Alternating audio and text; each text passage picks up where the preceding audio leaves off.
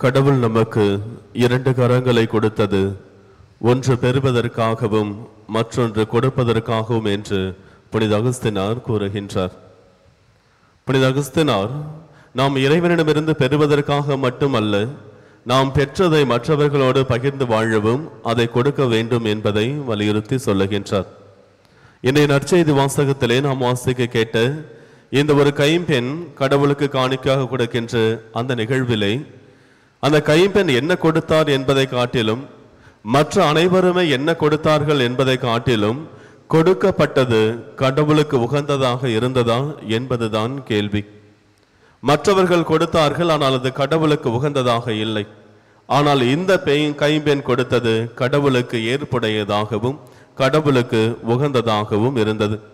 ஆதியிலே காயின் ஆபேல் அவர்கள் கொடுத்த காணிக்கை போன்று காயின் கொடுத்த காணிக்கை கடவுளுக்கு ஏற்புடையதாக இல்லை. ஆனால் ஆபேல் கொடுத்த காணிக்கை கடவுளுக்கு ஏற்புடையதாக இருந்தது.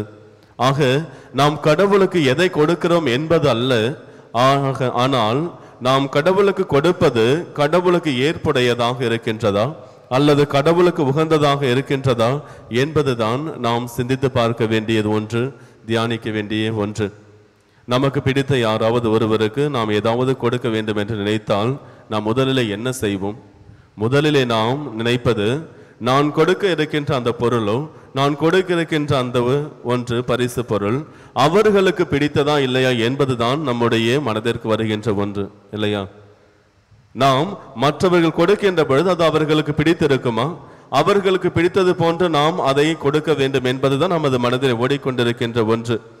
அவ்வாறாக நாம் நினைத்து கொண்டு நாம் ஒரு பொருளை எடுத்துக்கொண்டு சென்று அவர்களுக்கு பிடித்ததாக இருப்பதாக நினைத்து கொண்டதை நாம் கொடுக்கின்ற பொழுது அது உண்மையிலே அவர்களுக்கு பிடித்ததாக இருந்தால் அங்கே மகிழ்ச்சி உண்டாகும். பெறுகின்ற அவருக்கு மகிழ்ச்சி இருக்கும், கொடுக்கின்ற நமக்கு மகிழ்ச்சி இருக்கும். ஒருவேளை நாம் அவருக்கு பிடிக்காத ஒன்றை நாம் எவ்வளவு செலவு செய்து கொடுத்தாலும் கூட அந்த இடத்திலே மகிழ்ச்சி இருக்காது. அதுதான் நாம் என்ன கொடுக்கின்றோம் என்பதை காட்டிலும் அது கடவுளுக்கு உகந்ததா, கடவுளுக்கு ஏற்புடையதா, கடவுளுக்கு மகிழ்ச்சி அளிக்கக்கூடியதா என்பதை நாம் சிந்தித்து பார்த்து தியானித்து நாம் கொடுக்க கடமைப்பட்டிருக்கின்றோம். எபிரேயருக்கு எழுதிய திருமுகத்திலே கொடுக்கப்பட்டிருக்கின்ற வார்த்தைகள் 13வது அதிகாரம் 16வது வசனத்திலே சொல்லப்படுகின்ற இறை வார்த்தைகள், நாம் நன்மை செய்வதிலும் பகிர்ந்து வாழ்வதிலும் மறந்துவிடக்கூடாது. ஏனென்றால் அதுவே கடவுளுக்கு உகந்த பலி என்று கொடுக்கப்பட்டிருக்கின்றது. நன்மை செய்வதும் பகிர்ந்து வாழ்வதும் தான் கடவுளுக்கு உகந்த பலியாக இருக்கின்றது.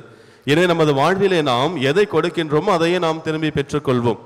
நாம் எவ்வளவு கொடுக்கின்றோமோ கடவுளுக்கு அது உகந்ததாக இருந்தால் கடவுளுக்கு உகந்த ஆசீர்வாதங்களை நாம் பெற்றுக்கொண்டே இருப்போம். லூக்கா நற்செய்தி 6வது அதிகாரம் 31வது வசனத்தில் கொடுக்கப்பட்டிருக்கின்ற வார்த்தைகள் ஆண்டவர் இயேசு கிறிஸ்து சொல்லுகின்றார், நீங்கள் மற்றவர்கள் உங்களுக்கு எதையெல்லாம் செய்ய வேண்டும் என்று நினைக்கிறீர்களோ, ஆசைப்படுகிறீர்களோ அதையே நீங்களும் மற்றவர்களுக்கு செய்யுங்கள் என்று சொல்லுகின்றார். மற்றவர்கள் நமக்கு கொடுக்க வேண்டும், மகிழ்ச்சியை கொடுக்க வேண்டும் என்று நினைத்தால் நாமும் மற்றவர்களுக்கு மகிழ்ச்சியை கொடுக்க வேண்டும். நாம் எதை மற்றவர்கள் நமக்கு செய்ய வேண்டும் என்று ஆசைப்படுகின்றோமோ அதையே நாம் செய்ய வேண்டும் என்று ஆண்டவர் இயேசு கிறிஸ்து சொல்லுகின்றார். ஆக நாம் இறைவனுக்கு உகந்ததை அளிக்கின்ற போது இறைவன் நமக்கு நிறையமானவற்றை அளித்து கொண்டே இருப்பார். நாம் மற்றவர்களுக்கும் பகிர்ந்து வாழ மறந்துவிடக் கூடாது. தொடர்ந்து நாம் வாசிக்கின்ற பொழுது 38வது வசனத்திலே சொல்லுகின்றார், கொடுங்கள் உங்களுக்கும் கொடுக்கப்படும். நீங்கள் கொடுப்பதற்கு மேலாகவே அவர்கள் நிறைவாக உங்களுக்கு அளந்து போடுவார்கள் என்பதை எடுத்து கூறுகின்றார். நாம் எதை கொடுக்கின்றோம் என்பதுதான் இப்பொழுது கேள்வி. கடவுளுக்கு உகந்ததை கொடுக்கின்றோமா என்பதுதான். கடவுளுக்கு உகந்தது நாம் நன்மை செய்வதும் பகிர்ந்து வாழ்வதும் ஆகும். ஆக அந்த வசனங்களுக்கு மேலாக 38வது வசனங்களுக்கு மேலாக இருக்கின்ற வார்த்தைகள் நாம் எதை கொடுக்க கூடாது, எதை கொடுக்க வேண்டும் என்பதை அங்கேயே கொடுக்கப்பட்டு விட்டது.